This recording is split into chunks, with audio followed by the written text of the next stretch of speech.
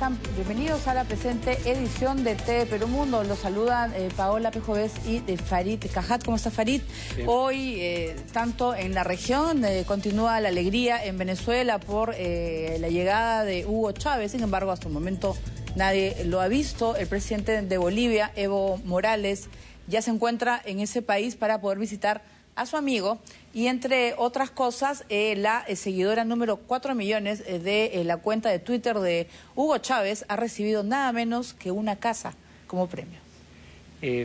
Lo cual es problemático en el sentido de que qué tiene que ver que siga un personaje político en Twitter y tenga acceso a recursos del Estado, cuál es la conexión, ¿no? Pero bueno, suerte para ella. Que le ha podido tocar a cualquiera, eso es lo que yo me estaba preguntando. ¿Qué hubiera sido? Sí, pero de uno de nosotros? No a un opositor, digamos, ¿no? Muy bien, y también en otras informaciones, Francia ha confirmado que han secuestrado a 7 miembros de una misma familia en el norte de Camerún. Están hablando de Francia sospecha de Boko Haram o Aram, es un grupo armado y hay gran preocupación por lo que podría pasar, porque entre los secuestrados hay 4 niños de entre 4 y 11 añitos. Bueno, y además, si bien fueron secuestrados en Camerún, fueron secuestrados muy cerca de la frontera de Nigeria, que es donde opera este grupo Boko Haram, ¿no? Muy bien, nosotros vámonos con las informaciones en Venezuela. Las celebraciones que se vivieron ayer por el sorpresivo regreso del presidente Hugo Chávez parecen haberse suspendido. Hoy no hubo manifestaciones en los exteriores del hospital militar donde está internado. Su homólogo de Bolivia, Evo Morales, llegó a Caracas con la intención de visitarlo. Ya han pasado las primeras 24 horas de su internamiento en el Hospital Militar de Caracas y hasta ahora no ha trascendido una sola información sobre el estado de salud del presidente Hugo Chávez. Los periodistas venezolanos y extranjeros aguardan novedades frente al centro de salud, donde hay presencia de miembros de la Guardia de Honor Presidencial y agentes de la policía. A diferencia del lunes, cuando varios seguidores del chavismo celebraron el regreso de su líder frente al hospital, hoy no había simpatizantes del gobierno en los alrededores. Parecía que la fiesta se había tomado un receso. Sin embargo, en la sede del gobierno, el vicepresidente Nicolás Maduro anunciaba con algarabía que el mandatario venezolano había alcanzado los 4 millones de seguidores en su cuenta de Twitter, @ChávezCandanga. El presidente Chávez llegó y activó los mensajes en Twitter. Y en cuestión de horas, increíble, pues. El presidente llegó a los 4 millones de usuarios y usuarias en el Twitter. El segundo presidente más seguido del mundo. Más tarde, el presidente de Bolivia, Evo Morales, llegó a la capital venezolana con el objetivo de visitar a su homólogo Hugo Chávez. A bordo del avión presidencial aterrizó en el aeropuerto de Maiquetía, haciendo una breve escala camino a Nueva York, donde tiene previsto asistir a la inauguración oficial del Año Internacional de la Quinoa en Naciones Unidas. Caracas. Luego de este retorno vemos entonces. Muy bien, se dice que el vicepresidente Nicolás Maduro podría dar en cualquier momento una rueda de prensa desde el hospital militar. Lo cierto es que ha llegado hace 24 horas a su país y, sin embargo, nadie lo ha visto. Pero eso no es exacto, porque y esa creo yo es la diferencia importante entre que esté en Cuba y que esté en Venezuela. En Cuba el régimen cubano podía garantizar el control absoluto de toda la información concerniente al estado de salud de Chávez. El gobierno cubano no tiene ni por asomo el control sobre los medios y la sociedad en general que tiene el gobierno cubano en su país. Y ya hay una enfermera que ha aparecido ante cámaras diciendo que Chávez entró por sus propios medios al nosocomio, o sea, entró caminando. Lo cual, claro, es una información favorable a la posición oficialista, que quiere, en la medida de lo posible, restar importancia o gravedad a su estado de salud, pero es el tipo de información de la que no nos hubiéramos enterado en Cuba, por muy favorable que fuera. Claro, pero también está la información que él habría llegado no en un avión común, sino en un avión ambulancia, sedado, y por eso es que la llegada se dio durante la madrugada y que nadie sabía, para poder no registrar una fotografía, por ejemplo, y él recién la comunica en el Twitter, porque lo de la enfermera la vimos ayer en el informe, que ella como que da una conferencia de prensa y muchos dicen que es un guión, ¿no? que le han pasado, porque ella explicaba que lo había visto de una manera, que el comandante se encontraba de pie y bueno, y nadie ha visto registro alguno, ¿no? Pero el principio sigue vigente en el sentido de que va a ser mucho más difícil controlar todas las aristas de la información concerniente al paradero y estado de salud de Chávez en Venezuela de lo que fue hacerlo en Cuba. Muy bien, y seguimos con el tema. En el Ecuador, el reelecto presidente Rafael Correa ofreció una entrevista a un medio de comunicación colombiano en la que deseó la pronta mejoría del presidente Hugo Chávez y le pidió que enfoque todas sus fuerzas a luchar contra el cáncer. En una de las primeras entrevistas que ha concedido el presidente Rafael Correa tras ganar las elecciones en Ecuador, el mandatario ha reiterado sus votos para una pronta recuperación de su homólogo venezolano Hugo Chávez, aunque volvió a reiterar que los presidentes latinoamericanos no buscan perpetuarse en el poder. La independencia no se logró por una persona, Simón Bolívar, por genial que haya sido, era porque nuestros pueblos querían ser libres. En todo caso, todos somos necesarios. Desde el más sencillo trabajador hasta el presidente de la República. Nadie debe ser imprescindible. Correa señaló también que el cambio en Ecuador, así como en Venezuela, se debe al deseo de su pueblo y que los líderes solo son facilitadores de esos procesos. Yo creo que hablo por Hugo, por Evo, por Cristina. Aquí nadie busca protagonismo, nadie busca sucesiones, nadie busca ser el líder de los líderes. Buscamos tan solo servir, estaremos donde más útiles seamos a nuestros países y a la patria grande. Creo que hablo en nombre de todos esos colegas latinoamericanos de gobiernos progresistas, pero sobre todo, pues sin lugar a dudas, eso es lo que siento yo. El presidente terminó el diálogo asegurando que los procesos revolucionarios sobrepasan las individualidades. En el caso de Venezuela, deben continuar con o sin Hugo Chávez. Muy bien, y siguiendo con el tema de la salud de Chávez, el gobierno de ese país otorgó una casa a la seguidora número 4 millones de la cuenta en Twitter del presidente Hugo Chávez, que se disparó luego de haber anunciado a través de esta red social su retorno al país. Tú has llegado, tienes esa necesidad, seguramente está tu familia, tu mamá en el circuito inscrita en la gran misión Vivienda, dijo el vicepresidente Nicolás Maduro en una ceremonia a la afortunada, que se trata de la joven estudiante de 20 años, Alemar Rosnati Jiménez, la seguidora 4 millones del mandatario. Cabe recalcar que le regalaron luego de esta ceremonia un ramo de rosas. En mayo del año pasado, la seguidora número 3 millones, una joven de 19 años, también venezolana, Natalia Valdivieso, recibió también una casa en su natal Isla Margarita, en el Caribe venezolano. Cabe resaltar que el presidente Hugo Chávez es el segundo mandatario con más seguidores en la red. El primero es Barack Obama, quien tiene más de 27 millones de seguidores a su cuenta. Muy bien, así que ya saben, pueden llegar ustedes a ser el seguidor número 5 millones y le regalarán su casa. ¿Qué pasa si es un peruano, por ejemplo? Eso es lo que me preguntaba. O sea, yo presumo que en realidad no es llegar al número ideal, sino llegar siendo venezolano. No le van a regalar una casa en Lima a un mí seguidor. Me caería perfecto. Pero por otro lado, también esto muestra el hecho de que, digamos, con todos sus bemoles, Chávez es genuinamente popular en su país.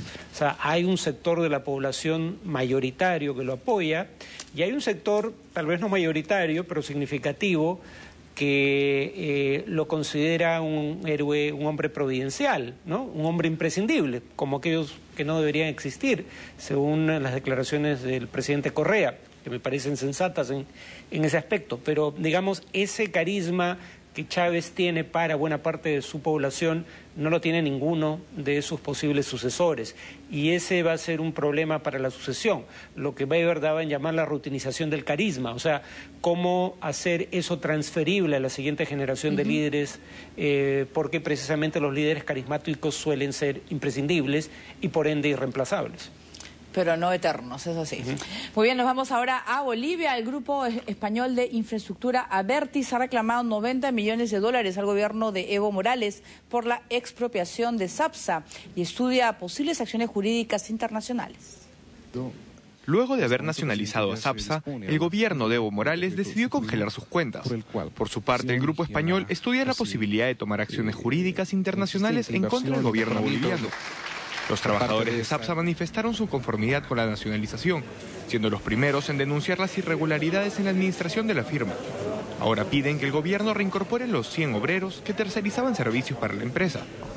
Frente a este panorama, la española decidió reclamar $90 millones como indemnización por la quita de las concesiones, que representa la suma total de lo ya perdido más lo que faltaría recuperar de acuerdo con el contrato. Para justificar la expropiación, el gobierno de Morales denunció que SAPSA no hizo suficientes inversiones para ampliar los aeropuertos de La Paz, Cochabamba y Santa Cruz, y criticó los altos salarios que percibían los ejecutivos de la empresa. A eso, un directivo de la firma recordó que el gobierno boliviano congeló las tarifas de los aeropuertos desde 2001 y subió los salarios por un decreto de un 140% desde el 2005. El consejo delegado de Abertis explicó que la expropiación no los tomó por sorpresa, porque ya en 2011 la empresa había presentado un reclamo en el Tribunal Internacional de Arbitraje a raíz del congelamiento de tarifas. Además aseguró que entre 2005 y 2012 Abertis invirtió 13 millones en Bolivia, cantidad a la que se le debe sumar $39 billones por cánones de concesión y otros 8 más en impuestos, los que suman un total de $60 millones. Es bueno saber que SAPSA es la sexta empresa que pasa a manos del Estado en menos de un año, ya que en mayo pasado Morales nacionalizó una filial eléctrica y en diciembre 4 de Iberdrola. Acordado lo necesario para poder... Muy bien, vamos a cambiar de tema. La bloguera cubana Yoani Sánchez desistió de incluir a Argentina en su primera y tan promocionada gira internacional porque el trámite para obtener la visa es demasiado largo. Planeado visitar durante su gira internacional Tierras Gauchas, pero no podrá hacerlo. Esto a causa de una diligencia migratoria que impedirá que la bloguera cubana visite ese país, tal como lo tenía planeado. Su esposo, Reinaldo Escobar, se encargó de confirmar la noticia explicando que en el consulado argentino en La Habana le dieron turno para dentro de unos meses y que Yoani Sánchez no podía esperar, pues ya tenía la fecha para comenzar su gira. No se descartó que alguna intervención diplomática permita que Sánchez pueda cumplir con su visita a la Argentina o que la visa se la entreguen en otro país. En tanto, hoy durante una conferencia de prensa en Brasil, país en el que ha hecho su primera parada, lanzó algunas críticas contra el gobierno de Castro. El sistema cubano es como un Saturno que devora a sus hijos. No temo por mi vida, porque creo que la estrategia del gobierno cubano ahora contra mí no es matar mi cuerpo, sino mi imagen. Quiero que sea un medio de prensa responsable con la realidad y con el futuro de mi país. No un medio de prensa que aliente la venganza, ni el resentimiento, ni el odio. Un medio de prensa que analice objetivamente la realidad, dé información a los cubanos y proponga soluciones. En unos días, la bloguera cubana tiene previsto presentar su libro de Cuba con cariño, además de participar de otros eventos relacionados con la libertad de expresión y derechos humanos sobre la realidad cubana. Su próxima parada será República Checa, luego México, Holanda, Estados Unidos, Alemania, Suiza, Polonia, Suecia, Italia, Perú y Chile. Muy bien, la tan esperada gira de Yoani, en libertad se puede decir para ella, que escribía a través de su blog toda su experiencia en la isla, ¿no? Y ahora, no sé cómo tomar este problema para no ingresar a Argentina. En el propio Brasil también hay algunos que no les ha gustado su visita. Bueno, ella podía opinar con relativa libertad desde Cuba, ¿no? Su blog era bastante crítico del régimen, sus notas en el diario El País también. Lo que no podía era salir libremente del país, ¿no? Cosa que ahora puede hacer. La pregunta que a mí me suscita eso es, ¿qué tanto afecta realmente esto a el régimen cubano? O sea, algunos dirán la idea de que ella pueda expresarse fuera de Cuba ayuda a fortalecer a la oposición al régimen. Ahí es donde yo todavía tengo dudas, digamos. Esto la ayuda a ella directamente, probablemente ayuda un poco a alguna organización que administra en Cuba. Pero, ¿qué tanta repercusión tiene lo que diga fuera de Cuba, dentro de la isla? Es una pregunta pendiente de respuesta. Y mi intuición me sugiere que probablemente la respuesta sea muy poca. O sea, en ese sentido, el efecto va a ser más fuera que dentro de Cuba, ¿no? Muy bien, vámonos ahora hasta Bolivia, tras haber denunciado al gobierno de Chile ante la ONU por la detención y encarcelamiento encarcelamiento de 3 de sus soldados que ingresaron a territorio chileno portando armas, el gobierno de Evo Morales anunció que ahora entablará una demanda penal contra los carabineros chilenos. Los acusó de favorecer a los contrabandistas que causaron el incidente en la frontera.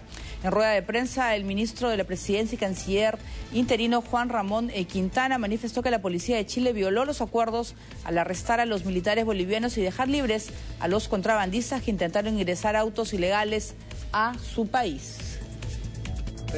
En el proceso penal que se está abriendo contra los contrabandistas, en ese proceso penal también seguiremos las acciones legales contra los carabineros de Chile que favorecieron las acciones de contrabando. Porque acá los carabineros de Chile están violando sus propias normas, pero también están violando las convenciones y las normas internacionales, facilitando las acciones del contrabando. Por lo tanto, son sujetos de acción penal. Y en nuestro caso vamos a apelar a las normas nacionales e internacionales. Muy bien, siguiendo con la región, en Brasil, la presidenta Dilma Rousseff anunció la ampliación del programa social Bolsa de Familia con el objetivo de incluir a 2,5 millones de personas y acabar con la pobreza extrema. Con la incorporación de los ciudadanos que aún viven en la miseria extrema, el gobierno federal pretende alcanzar la cifra de 22 millones de personas que salen de esta situación. Para lograr la meta, el Ejecutivo deberá entregar una ayuda de $35 a cada uno de los nuevos beneficiarios, el mínimo establecido para superar la línea de la pobreza extrema. Se trata de un compromiso asumido hace 2 años por el mandatario, que aseguró una inversión de $375 millones a partir de marzo para conseguir la meta propuesta. Escuchemos. Ahora que hemos erradicado la pobreza visible, tenemos que ir detrás de la pobreza invisible, aquella que busca ocultarse frente a nuestros ojos, a los programas sociales y a las estadísticas oficiales. Quiero aprovechar el sano espíritu competitivo que sigue aumentando con la proximidad de la Copa del Mundo y los Juegos Olímpicos para proponer una gran competencia por la justicia y la igualdad en nuestro país. Bien, hacemos nuestra primera pausa. Vamos a regresar desde Sudáfrica, todo sobre el caso de Oscar Pistorius, quien ha negado haber asesinado de manera premeditada a su novia y defendió su versión. También desde el Vaticano, el controvertido cardenal Mahoney insiste en asistir al cónclave para elegir al sucesor de Benedicto XVI. Volvemos.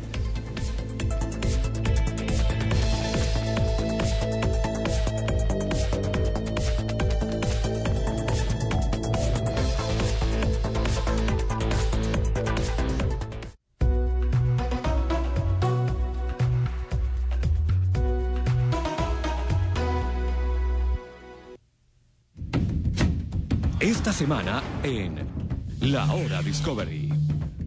Engañados por la naturaleza. El miércoles. Cortejos curiosos. Rituales insólitos. Sorprendentes esfuerzos que utilizan los animales para atraer pareja. El jueves. Ladrones astutos. Conoce a los pillos y bribones del mundo animal. Animales que roban y hacen trampa. El viernes, especialistas sensacionales, expertos a la hora de elegir alimento, animales que buscan y comen solo un tipo específico de comida. La Hora Discovery, de martes a viernes a las 3 de la tarde, por TV Perú, mucho más que ver. TV Perú le da la bienvenida a Humachiri, localidad de la provincia de Melgar en Puno, que ahora forma parte de la red televisiva más grande del país. De esta manera, más peruanos pueden disfrutar de nuestra variada programación. Con Humachiri sumamos 276 estaciones retransmisoras, lo que nos reafirma como el canal con la mayor cobertura a nivel nacional. Somos TV Perú, mucho más que ver. Estamos viendo TV Perú Mundo.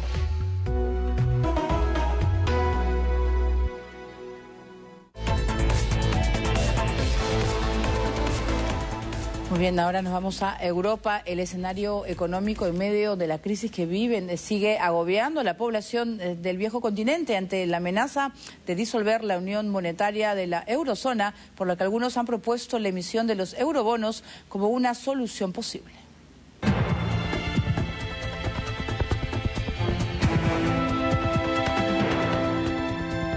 Nunca he experimentado esto antes. Me recuerda a la época de la ocupación. Son víctimas de la crisis económica global. España, la cuarta economía de Europa, está actualmente en recesión como muchos otros países del continente.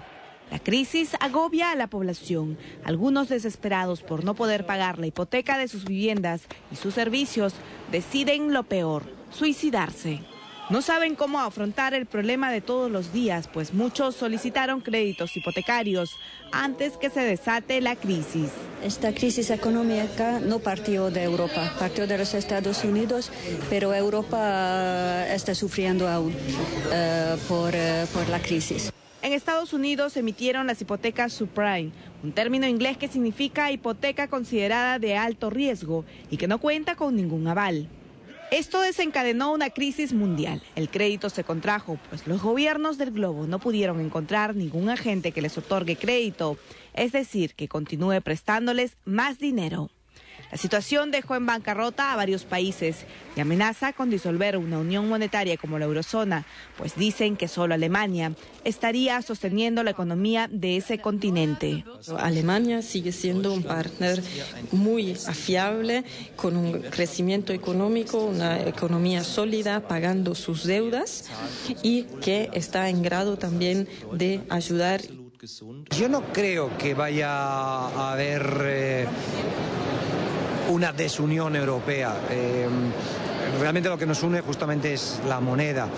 El mundo occidental, con el modelo que tenemos hoy en día, no resistiría a la desaparición de lo que es la Unión Europea. Aseguran los analistas internacionales que mientras Estados Unidos aparenta recuperarse ligera y lentamente, Europa sigue atrapada en su propio rompecabezas. Se ha planteado una serie de soluciones en Europa que podrían equilibrar la situación. Por ejemplo, los eurobonos, que crearían una deuda común europea, y esto beneficiaría sobre todo a las economías periféricas. Tal vez en el futuro, cuando las políticas económicas son ya más armonizadas, se podría introducir los eurobonos. Yo estoy convencida que aún el momento no ha llegado para eso, pues hay que reducir la deuda. Las verdaderas cifras recién empiezan a ventilarse. La economía de la zona euro cayó en una recesión aún más profunda en el último trimestre del 2012, con un retroceso del PBI de un 0,6% respecto del trimestre anterior, según la Oficina de Estadísticas Europea, Eurostat. Mientras tanto, todos reconocen la solidez económica de Latinoamérica y del país, aunque nada asegura que estemos blindados de esta crisis global.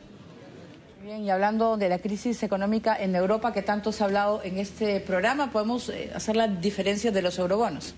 Sí, ¿cuál es la diferencia entre un bono nacional, o sea, un bono emitido por el gobierno de España, y un eurobono?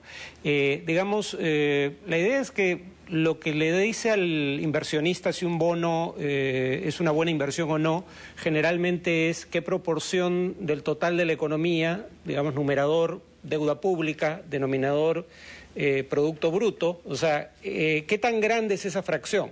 Mientras más grande, o sea, mientras más grande sea la deuda como proporción de la economía, mayor es el riesgo que el gobierno no pague, por ende, mayores son los intereses que tiene que rendir el bono para que los inversionistas estén dispuestos a comprarlo.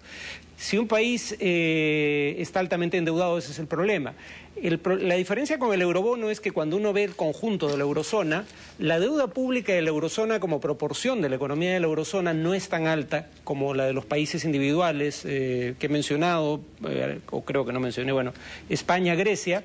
De hecho, es más baja incluso que la de Gran Bretaña o Estados Unidos. Entonces, si se emitieran bonos del conjunto de la eurozona, respaldados por todos los países de la eurozona, los inversionistas los comprarían con mayor confianza y los que contraen la deuda a través de ese bono tendrían que pagar intereses más bajos porque sería un bono, digamos, con más respaldo.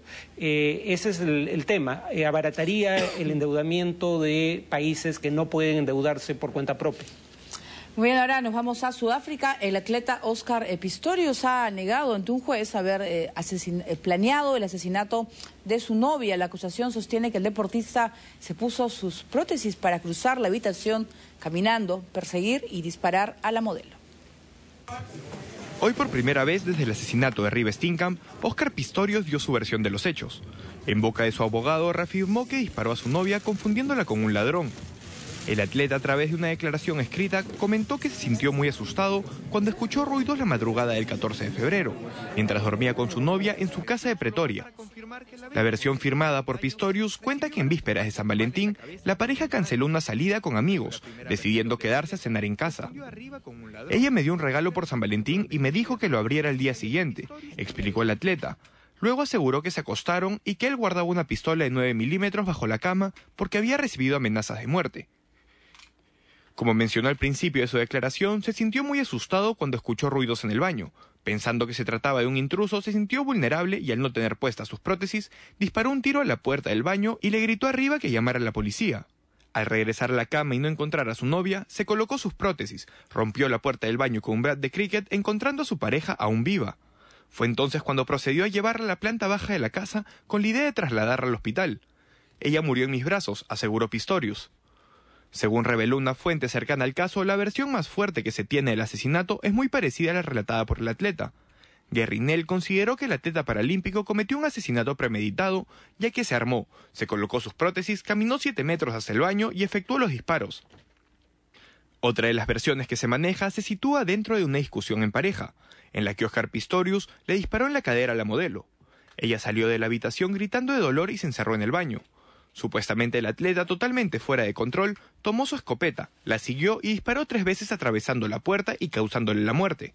Las heridas en la parte superior de la cabeza revelan que la mujer estuvo sentada en el inodoro cuando recibió los disparos. Volviendo a la corte, el atleta sudafricano negó rotundamente haber planeado el asesinato de su novia. Como respuesta a la acusación de la fiscalía, Oscar Pistorius dijo: "No logro entender cómo he podido ser acusado de asesinato, por no hablar de asesinato premeditado, porque yo no planeé asesinar a mi novia". Nuevamente la corte fue suspendida debido a un pedido del fiscal Nell, quien solicitó más tiempo para preparar una respuesta a la declaración jurada formulada por el atleta, en la que niega rotundamente tener intención de matar a la modelo. Con ese aplazamiento, la decisión sobre la posible libertad bajo fianza de Pistorius fue pospuesta hasta el miércoles por el juez Desmond Nair. Mientras tanto, en Puerto Elizabeth, el tío de la desaparecida Reeva Steenkamp rompió en llanto durante la ceremonia fúnebre realizada en privado. A la salida del crematorio de Victoria Park, Mike Steenkamp se dirigió a los medios de comunicación. "Tenemos que seguir con Reeva en nuestros corazones para siempre, y su muerte puede generar un gran cambio en la vida de muchas personas. Su visión positiva de la vida y del futuro y de lo que ha logrado fue la forma en la que ella se acercó a todos nosotros". El funeral fue realizado entre familia y amigos, y con carácter íntimo, situación que no impidió que los seguidores de la modelo y los medios de comunicación se aproximen lo más cerca posible de la ceremonia, en busca de brindarle apoyo a la familia y pedir un castigo ejemplar para el atleta paralímpico. De tema, gran polémica ha generado la intención del cardenal Roger Mahony de participar en la elección del nuevo papa. El ex arzobispo de Los Ángeles se le acusa de encubrir centenares de casos de abusos sexuales a menores de edad por parte de sacerdotes de su diócesis. Mahony quiere viajar a Roma para elegir al nuevo papa, pero su pasado lo persigue. Con 76 años es uno de los 117 cardenales llamados a escoger al sucesor de Benedicto XVI, pero sus intenciones de asistir al cónclave han sido duramente criticadas. Y es que Roger Mahony está acusado de encubrir a 129 sacerdotes denunciados por abuso sexual a menores. Por eso ha sido suspendido de todos sus cargos administrativos y eclesiásticos, aunque mantiene, por increíble que parezca, su título de cardenal. Tras el escándalo que le estalló en la cara y luego de 26 años al frente de la diócesis de Los Ángeles, Mahony fue cesado del arzobispado por su sucesor José Gómez. En 2007 tuvo que pagar $660 millones a las más de 500 víctimas de 120 curas pederastas. Por estos casos, un tribunal de Los Ángeles también lo obligó a hacer públicas 14.000 páginas de documentos que dejaban en evidencia el papel fundamental que jugó a la hora de encubrir a curas pederastas de su diócesis, moviendo trasladándolos de una jurisdicción a otra para que puedan escapar de la justicia. Sin embargo, y a pesar de las pruebas, hace unos días el propio Mahoney escribía en su blog el dolor que le provocaban las críticas de las que está siendo objeto. Incluso dio gracias por soportar las humillaciones que tomó como una prueba de Dios. Y aunque Mahoney se defiende a través de su espacio virtual, ahora la revista italiana Familia Cristiana y la organización estadounidense Católicos Unidos acaban de poner en cuestión la conveniencia de que el controvertido cardenal viaje a Roma para participar en el cónclave. Plantean la siguiente pregunta: ¿debe un papa ser elegido con el voto de quien, en vez de utilizar su poder para socorrer a las víctimas, se puso del lado de los victimarios? Así es, este cardenal encubrió cerca de 129 casos de abusos a menores de edad. Sin embargo, si los encubre es porque está dando su apoyo. Sí, bueno, la actitud era que había que evitar el escándalo público, el escarnio que esto podía generar a la institución eclesiástica, pero digamos, su sucesor en el cargo, al frente de la diócesis de Los Ángeles, encontró su conducta suficientemente grave como para privarlo de todas sus prerrogativas como obispo. Está involucrado en la investigación judicial de estos casos, se le obligó a revelar documentos que señalaban que no solo no denunció ante las autoridades judiciales a los sacerdotes pedófilos, sino que tampoco los destituyó de sus funciones y más aún los encubrió trasladándolos a otras parroquias, a otras jurisdicciones, con lo cual más bien entorpecía cualquier posibilidad de investigación. Entonces, en realidad la culpa no es de él, la culpa viene de más arriba. Claro. ¿Cómo puede seguir siendo cardenal? ¿Cómo puede estar autorizado a concurrir al colegio cardenalicio a votar para elegir un nuevo papa? Eso es inentendible. Claro, moralmente no está a la altura para poder participar en la elección de un nuevo papa, ¿no? Pero sus superiores debieron destituirlo también, como hizo sus superiores en el Vaticano, como hizo su superior en la diócesis de Los Ángeles. Muy bien, ahora nos vamos hasta Camerún. Un grupo de 7 ciudadanos franceses han sido secuestrados en el norte de ese país, muy cerca de la frontera con Nigeria. La información fue confirmada por el presidente François Hollande. Una familia de turistas franceses, 3 adultos y 4 niños de entre 4 y 11 años, fueron secuestrados en Dabanga, en el norte de Camerún, a 8 kilómetros de la frontera con Nigeria, por un comando armado que se habría llevado en motocicleta rumbo a este país vecino, según ha informado Radio France International. La familia salía de ver el Parque Natural de Bassa, donde habían pasado la noche, cuando fue retenida y llevada por la fuerza, como ha confirmado desde Grecia, donde se encuentra de visita el presidente francés François Hollande, que ha recomendado a sus conciudadanos que eviten viajar a esa zona de conflicto y países limítrofes. Hay 7 compatriotas que han sido secuestrados en Camerún, 3 adultos y 4 niños, de la misma familia. Fueron tomados por un grupo terrorista que conocemos y que tienen su base en Nigeria. Estamos haciendo todo lo posible para evitar que sean retenidos en ese país. Pero también tenemos que advertir a todos los turistas que se encuentran en esa zona de Camerún. Haremos todo lo posible para encontrar a nuestros compatriotas. Pero el gobierno de Hollande cree que el grupo extremista islámico nigeriano Boko Haram está detrás del secuestro, que tiene como telón de fondo las promesas de venganza del extremismo islámico por la intervención militar francesa en Mali. Es muy grave, sobre todo que se trata del primer secuestro en la que están niños, son pequeños, miembros de una misma familia que tienen entre 4 y 11 años de edad.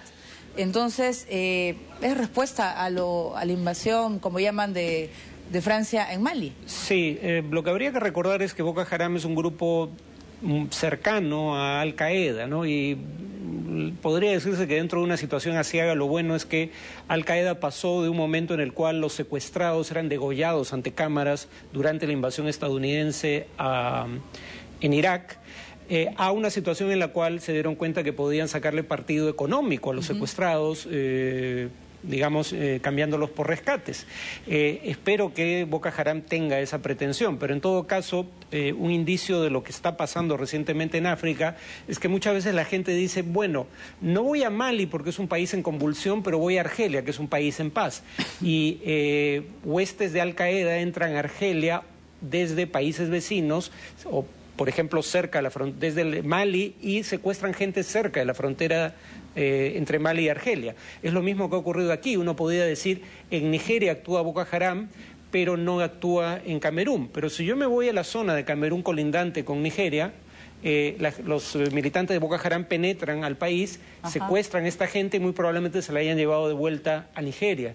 Entonces no solo hay que evitar los países donde actúa Al-Qaeda, probablemente hay que evitar las zonas fronterizas, o sea, países vecinos, evitar la zona que está cerca a ese país en convulsión. Así es, François Hollande ha pedido a sus compatriotas evitar, en la medida de lo posible, viajar a esa zona del África, pero estamos hablando de una familia, ¿no? Que habían niños y que al parecer está en una reserva nacional, estaban haciendo turismo, ¿no? Entonces, el solo hecho de ser franceses, ¿los convirtieron en las víctimas perfectas? Sí, presumo que por ende lo que van a buscar es algún tipo de resarcimiento económico, ¿no? Lamentablemente hay antecedentes de estados como el francés pagando rescates por ciudadanos en estas circunstancias, lo cual genera incentivos para continuar con la práctica.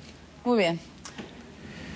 Muy bien, ahora nos vamos a la ciudad de Nueva York con declaraciones de la primera dama de la nación, Nadine Heredia.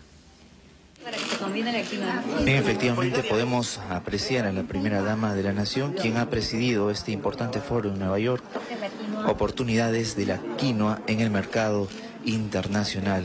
Han llegado hasta este lugar en Nueva York, en Manhattan, productores de las zonas altoandinas de nuestro país para dar a conocer a los miembros de la oficina comercial de este condado de Nueva York todas las bondades, los atributos de la quinoa, este cereal altoandino, este producto de grandes oportunidades. Ella ha indicado, la primera dama de la nación, de que es un producto rentable, seguro, puesto que puede producirse en diferentes zonas, diferentes tipos de clima, no tiene gluten, tiene importantes cualidades en vitaminas nutritivas y que puede contribuir en la lucha contra la desnutrición que afecta a diferentes zonas del Perú y de otros lugares del mundo.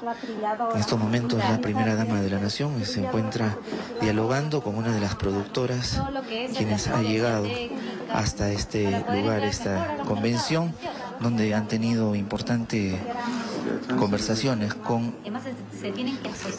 puntos comerciales, con comerciantes, integrantes de la oficina comercial de Nueva York en este país, en los Estados Unidos de América. La primera dama de la nación ha participado junto con el ministro de Agricultura, Milton Bonjese, el canciller de la República, Rafael Roncagliolo, y diferentes autoridades de Sierra Exportadora quienes han llegado hasta este lugar. Escuchamos las palabras de la primera dama. Proteínas, minerales, aminoácidos, ácidos grasos esenciales, la omega 3, por ejemplo, ¿no? Muy interesante. Primera dama, ¿qué nos podría decir sobre el día de hoy? ¿Qué le pareció este evento, este acercamiento que trae peruanos como Apolinaria y demás productores de la quinoa y los mezcla, por así decir, con los empresarios norteamericanos? Se produce una fusión muy interesante. Sí, es muy importante que estos espacios se den, porque los que han cultivado generación tras generación nuestra quinoa, los que han preservado, mantenido nuestra gran variedad de quinoa, muchas veces se mantienen al margen de toda la dinámica del mercado. Y ahora lo que pretendemos con el Año Internacional de la Quinoa es visibilizar las condiciones de trabajo en las que ellos laboran, para mejorarlas, para darles asistencia técnica, para poder colaborar con su asociatividad de forma que la innovación tecnológica pueda incluirlos en el mercado de la mejor manera. Claro, usted ha indicado que es un producto rentable y seguro. ¿Qué oportunidades hay que la quinoa pueda comercializarse en este país y en otros lugares del mundo? Bueno, eso ya se está haciendo. Hay más de 30 países que ya tienen la quinoa como un producto como he señalado en el evento, un producto que tiene que ver con esta corriente de vida saludable que se está extendiendo. Y la quinoa es por eso un insumo y un producto que no necesita mayor adorno, se vende sola.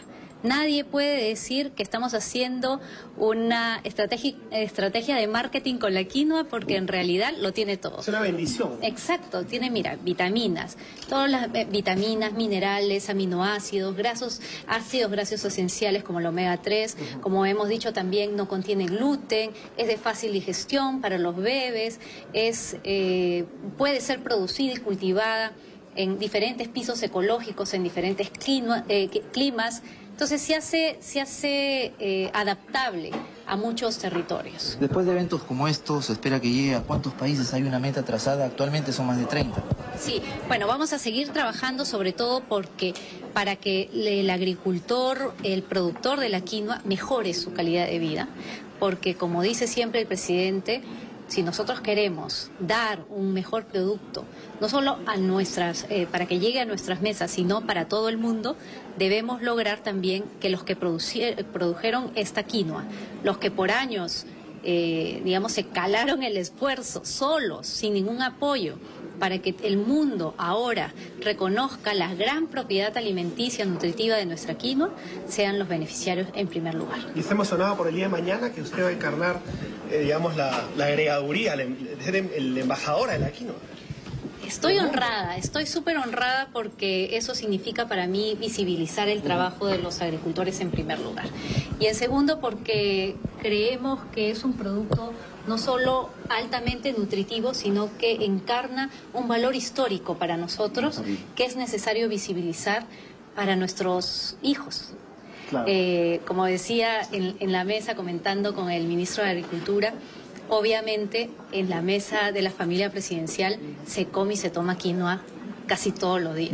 Y es que se reparte en todos los hogares peruanos. Exactamente, ¿no? Y que llegue a buen precio, que es lo principal. Después de este nombramiento oficial el día de mañana, ¿qué tipo de actividades se van a desarrollar? Bueno, hay un programa marco hecho por los países productores de quinoa, un programa marco por el Año Internacional de la Quinoa, pero sin embargo el Perú también tiene programa y actividades específicas de visibilización. El Ministerio de Agricultura está trabajando también políticas para mejorar el hectariaje de quinoa, para introducir innovaciones tecnológicas para mejorar la semilla, por ejemplo, asesorar a nuestros productores en la asociatividad, en fin, un sinnúmero de tareas que lo que hace es comprometernos no solamente al gobierno, sino a instituciones, organizaciones que ya están trabajando con productores, a los mismos productores y a toda la familia peruana en esta cadena, que es una cadena sumamente virtuosa para la nutrición del país y sobre todo de nuestros niños. Muchas gracias. La información que tenemos entonces desde Manhattan, Nueva York, habla de esta participación de la primera dama de la nación en este foro, donde han participado diferentes representantes de la Oficina Comercial de Nueva York y también autoridades de nuestro país en Manhattan, Nueva York, foro denominado Oportunidades de la Quinoa a nivel mundial. Adelante en Estudios Centrales. Bien, muchas gracias a Alex Vigo desde la ciudad de Nueva York en los Estados Unidos. Muy bien, ahora nos vamos a una nueva pausa. Vamos a regresar con lo que ha pasado en el mundo. Nestlé retira productos con carne de caballo en España e Italia. Y también vamos a conocer a un perro policía que realiza una detención, escribe y firma reporte policial contra el delincuente. Volvemos.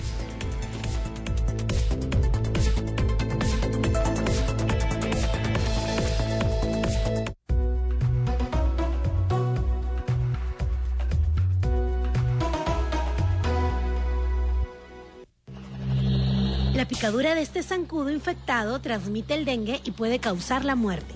El zancudo deja sus huevos en el borde del depósito del agua. Saca el zancudo de tu casa y evita el dengue. Por eso, lava, escobilla y tapa bien todos tus depósitos y tanques donde guardas el agua. Si tienes fiebre, fuerte dolor de cabeza y malestar general, debes ir de inmediato al centro de salud más cercano. ¡Juntos venceremos al dengue! Ministerio de Salud.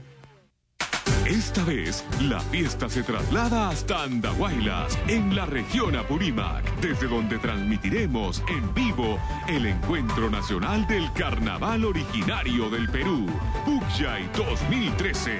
Música, baile, alegría.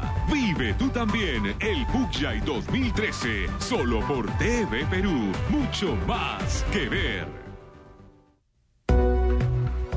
Estamos viendo TV Perú Mundo.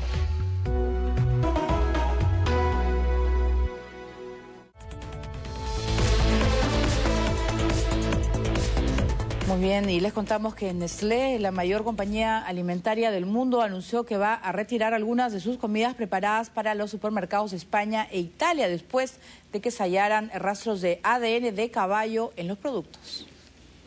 La mayor empresa productora de alimentos del mundo, Nestlé, ha decidido retirar de España e Italia 2 de sus productos al detectar en ellos un porcentaje superior al 1% de carne de caballo. Esto está mal porque todos los ingredientes deben estar debidamente etiquetados. Si los ingredientes no están bien descritos, puede ser peligroso. Si no hay información clara, todo está mal.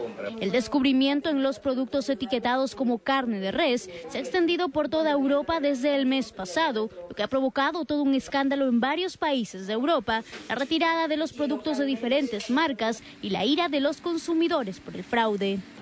Bueno, siempre hemos comido carne de caballo sin ningún problema, pero una cosa es el fraude, una cosa es comprar carne de caballo y otra desconocer lo que estoy comprando. El caballo es demasiado bonito para terminar en la sartén. Con sede en Suiza, Nestlé había informado la semana pasada que sus productos no se habían visto afectados por el escándalo, pero luego de algunos análisis las pruebas encontraron más de 1% del ADN de caballo en 2 de sus productos. Los afectados son ravioli y los tortellini de ternera de la marca Buitoni. Según informó Nestlé en un comunicado, los productos retirados de la venta estaban elaborados a partir de la carne proporcionada por un proveedor alemán. La compañía aseguró que ya informó de sus hallazgos a las autoridades y se disculpó ante los consumidores, argumentando que no hay riesgos para la seguridad alimentaria. Muy bien, aquí es... Lo cuestionable es el engaño, ¿no? Hacer pasar como carne vacuna y la carne de caballo, ¿no? O sea, ¿cuántas veces y cuántos años habrá pasado eso? Pero además son caballos que reciben tratamientos con antibióticos o que al momento de ser sacrificados reciben unos calmantes que son dañinos para los seres humanos, ¿no? Bueno, supongo que la forma buena de ver el asunto es que mejor que la vaca que vas a comerte, presunta vaca, relinche a que rebuznen. Wow. Igualitos, ninguna de las dos. Muy bien, nos vamos ahora a Bélgica. Hombres armados han robado un gigantesco botín de diamantes. Después de un osado ataque en el aeropuerto de Bruselas, el valor de las joyas alcanzaría nada menos que los 50 millones de dólares. El robo duró tan solo 3 minutos y fueron 8 ladrones con los rostros cubiertos los que se encargaron de robar 10 kilogramos de diamantes repartidos en 120 paquetes, valorizados en más de 50 millones de dólares. Según se supo, los ladrones irrumpieron en las instalaciones del Aeropuerto Internacional de Bruselas por la madrugada, a bordo de 2 vehículos y provistos de armas automáticas. Su objetivo era un avión de compañía suiza que traía el valioso cargamento. No hubieron disparos y nadie resultó herido. Todo se hizo muy rápido sin levantar sospechas ni dejar rastro alguno. Se marcharon sin hacer daño al piloto, copiloto y vigilantes del aeropuerto. Según Caroline de Wolf, portavoz del Centro Mundial del Diamante de Amberes, la mayoría de las piedras preciosas procedía de esa ciudad del norte de Bélgica, el centro del comercio mundial de diamantes y objetivo frecuente de bandas criminales. Se trata de una cantidad enorme. Esto ha sido una sorpresa total para nosotros. Es increíble y no entiendo muy bien lo que pasó. ¿Cómo es posible que 8 hombres armados puedan tener acceso a la pista? Esto es un problema muy grave para nosotros. El incidente no tuvo impacto en el tráfico aéreo, aunque sí hubo que cancelar el vuelo afectado. Más tarde fue encontrado un vehículo quemado a las afueras de Bruselas. La policía está investigando si se trata de uno de los coches con los que escaparon los delincuentes. Muy bien, y ahora nos vamos al Reino Unido. La novelista Hilary Mantel ha criticado a la duquesa de Cambridge y la comparó con la fallecida princesa Diana, Kate Middleton, reapareció en un evento oficial mostrando ya su avanzado embarazo. No solo la tildó de muñeca articulada y sin personalidad, sino que también la comparó con la fallecida princesa Diana. Vi a Kate convertirse en un muñeco articulado, en el que se cuelgan algunos trapos. En aquellos días no era más que un maniquí de escaparate, sin personalidad propia. Catalina parece haber sido elegida para su papel de princesa, porque era irreprochable, tan dolorosamente delgada como cualquiera podía desear, sin peculiaridades, sin rarezas, sin el riesgo de una emergencia de carácter. Ahora, la duquesa, que está embarazada del futuro heredero del trono de Inglaterra, es una madre en espera, envuelta en otras atribuciones raidas, cuya única razón de ser es ser madre. Las ácidas declaraciones de la novelista británica Hilary Mantel, ganadora del Man Booker Prize, uno de los premios literarios más prestigiosos del mundo, le han valido un sinfín de críticas. De hecho, no creo que sea una mujer de plástico. Ella es un ser humano normal. Es muy hermosa. Yo solo espero que un día incluso llegue a ser reina. Un portavoz de la escritora ha asegurado que sus declaraciones no eran críticas, sino que Hilary Mantel era solidaria con la difícil condición de las mujeres de la familia real. En tanto, Kate Middleton, duquesa de Cambridge, visitó hoy una de las asociaciones que apadrina mostrando los primeros meses de su embarazo. Ella no hizo ningún comentario sobre las declaraciones de la novelista, como tampoco el Palacio Real. Middleton llegó con una radiante sonrisa, unos altos tacones negros sin medias y un vestido estampado en gris y blanco. Muy bien, ahora nos vamos a la India. La policía ha utilizado la famosa imagen de Abbey Road de los Beatles para una campaña de educación vial.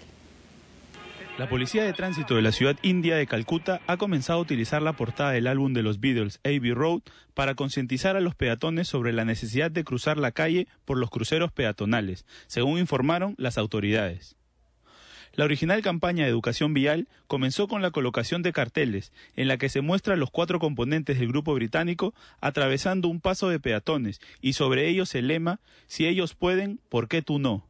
Un alto mando de la policía de Calcuta aseguró que la idea de la campaña la tuvo la jefatura de esta institución y afirmó que no dispondrán de datos sobre el efecto de la campaña entre la población hasta que ésta finalice. Calcuta llegó a ser el principal centro cultural y financiero del subcontinente indio y capital del Imperio Británico, pero en la actualidad sufre un tráfico caótico que los conductores, como en otras urbes indias, suelen arreglar a bocinazos. Para subsanarlo, Calcuta emprendió campañas desde el 2011, que consistían en hacer sonar música compuesta por el Premio Nobel de Literatura indio, Rabindranath Tagore, cuando se ponía en rojo la luz de los semáforos. Bien, y vamos con el tan esperado traspaso de los usuarios de Hotmail al nuevo correo multinacional Outlook, que ya comenzó y va a finalizar en marzo. Son casi 300 millones los que tienen ya una cuenta en el servicio de correo de Microsoft. Microsoft inició la migración de los 300 millones de cuentas de correo electrónico Hotmail al nuevo correo de la multinacional Outlook, esperando que al finalizar el mes de marzo se efectúe la migración total. España es uno de los países del mundo con mayor número de cuentas, ya que tiene alrededor de 14 millones de usuarios. Microsoft abrió su nuevo servicio de correo electrónico Outlook.com el último día de julio del 2012, y este en la actualidad cuenta con 60 millones de usuarios. El cambio nace de la nueva política de Microsoft de unificar sus servicios de forma que la mensajería se integre a Skype, el almacenamiento a SkyDrive y el correo electrónico a la nueva marca Outlook. Hola amigos. En el nuevo correo electrónico se elimina la publicidad de los banners y no se utilizan las conversaciones de los usuarios para enviar publicidad relacionada, pero sí la actualización de los contactos que estén en Facebook o Twitter. Entre las ventajas de Outlook frente a Hotmail están la limpieza de correos programada, la facilidad para darse de baja en un boletín, la visualización de fotos y contenidos en línea, y la gran facilidad para utilizarlo con funciones táctiles.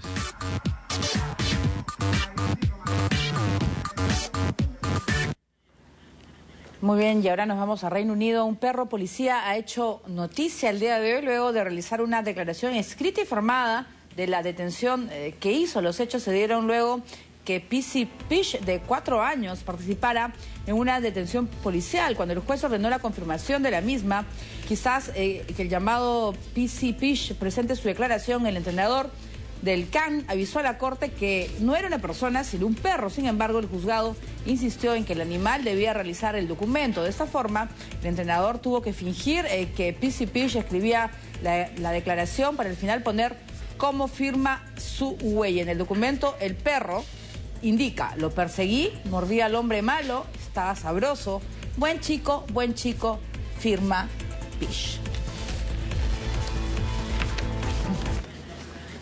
Muy bien, querían una prueba que era el perro, ahí está, con la huella incluida, ¿qué te parece? El que debería firmar con la pata es el juez que pidió el informe, ¿no? No, ¿verdad que no? Sí. Es que no creía, pues no le creía al entrenador. Muy bien, nosotros con eso nos despedimos, pero los dejamos con un video del cantante británico Seal, que hoy cumple 50 años.